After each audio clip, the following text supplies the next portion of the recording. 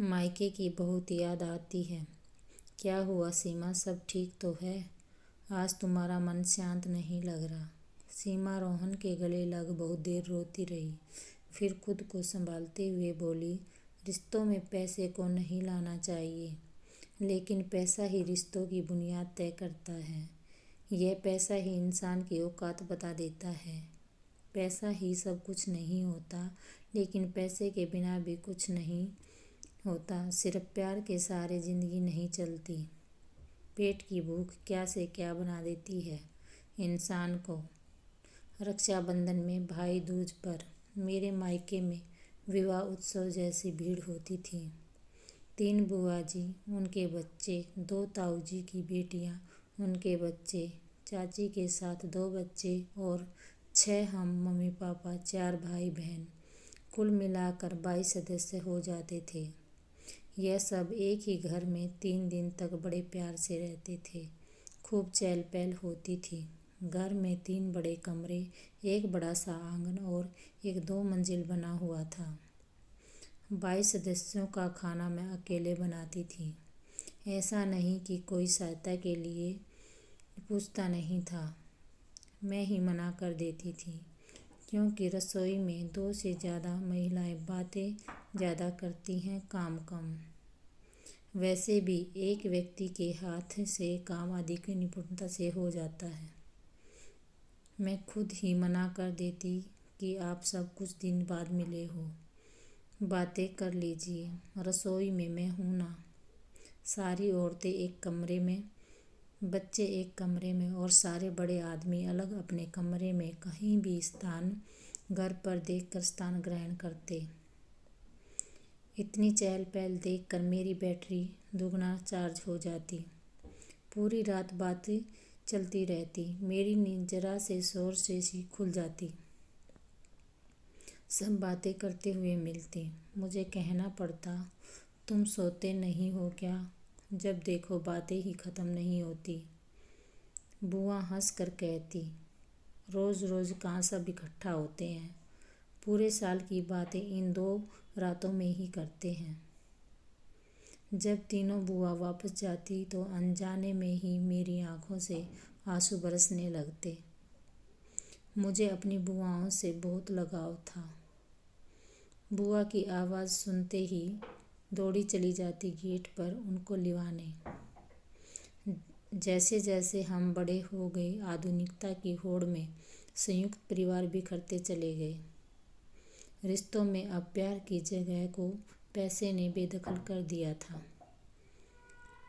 अब सभी के बच्चों की शादी हो चुकी थी। सब अपने घर में व्यस्त हो गए थे।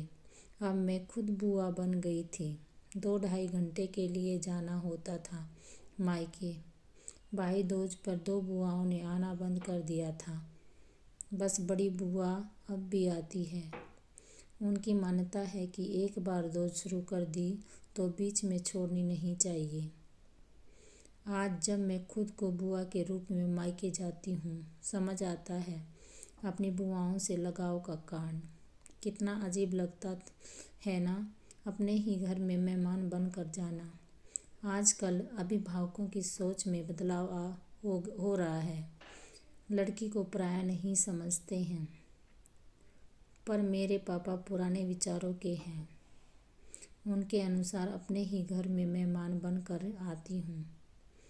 कोई हक नहीं मुझे अपनी मर्जी जताने का, कोई जिद करने का। इस बार लॉकडाउन की वजह से 2 महीने रुकना पड़ा मायके, पर इतने कड़वे अनुभव हुए कि रिश्तों पर से विश्वास उठ गया और अब मैंने स्वीकार कर लिया कि मेरा मायका मेरा घर नहीं, सिर्फ मायका ही है। 10 मार्च 2020 की होली पर गई थी। बच्चे की छुट्टियां हो गई थी। 2-4 दिन ज़्यादा रुकने के लालच ने लॉकडाउन में फंसा दिया। 22 तारीख को ही वापस आने की योजना थी, पर कोरोना के चलते 22 से ही लॉकडाउन की लंबी सजा हो गई थी। 22 मार्च तक का समय तो बढ़िया रहा। रोज़ घूमना, चाट खाना, गप्पे मारना, नए नए पोज में फ़ोटो सेशन करना, शॉपिंग करना, खूब मन लगा। लेकिन लॉकडाउन में घूमने नहीं जा सकते, कोरोना के डर से घर में ही रहना, चाट पकौड़ी, घूमना, मस्ती सब बंद। उस पर भाभी के रूखे व्यवहार ने माहौल को बोझिल कर दिया। बात इतनी बड़ी नहीं थी जितना बड़ा उसे बना दिया गया था। गुस्से में कहे गए ताने जख्मी कर देते हैं, रिश्तों में दरार पैदा करते हैं जो कभी नहीं बढ़ती। पता नहीं क्यों लोग सीधे बात का सीधा जवाब ना देकर व्यंग्य बाणों की वर्षा कर देते हैं। बात को कहाँ से कहाँ ले जाती है ईर्ष्या। कुछ ऐसा ही हुआ उस दिन। मेरे आगे के बालों की कटिंग छोटी है, खाना बनाते हुए आंखों पर आ रहे थे। मैंने अपनी 12 वर्षीय भतीजी से हेयर बैंड लाने के लिए कहा, जो पिछले दिन भाभी ने लगा रखा था। शायद उसे मिला नहीं, ढूंढने पर उसने आकर मना कर दिया। तभी किसी काम से भाभी रसोई में आई। मैंने उनसे भी पूछ लिया, जो हेयर बैंड कल लगाया था कहाँ है, दे दे दो बस। तो बस इतना ही कहा था मैंने। सवाल सीधा सा उत्तर देना था। टूट गया या मिल नहीं रहा, पर वह तो जैसे लड़ने के लिए तैयार बैठी थी। फट पड़ी और एक जरा सी बात को मेरी औकात मेरे माँ बाप तक पहुँचा दिया। एक बार जो बोलना शुरू किया, 15 मिनट तक बुरा भला कहती रही मुझे।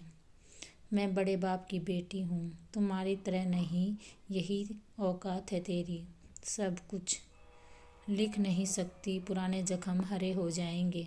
कुछ बातों को भुला देना ही ठीक है, पर मेरा रिश्तों पर से विश्वास उठ गया है। जिस भाभी के हक के लिए मैंने हमेशा आवाज़ उठाई, हमेशा सहायता के लिए खड़ी रही, उनके बच्चों को भी अपने से ज़्यादा प्यार किया। उन्होंने हेयर बैंड के ऊपर मुझे मेरी औकात दिखा दी। मन बहुत दुखी हुआ, पर रिश्तों में बहुत बड़ी खाई बन गई जिसे भर पाना बहुत मुश्किल है। मम्मी पापा भी चुप रहे, उन्होंने भी कुछ नहीं कहा। मुझे मेरा मायका पराया लगने लगा, पर मायका तो मायका ही होता है। बहुत याद आता है।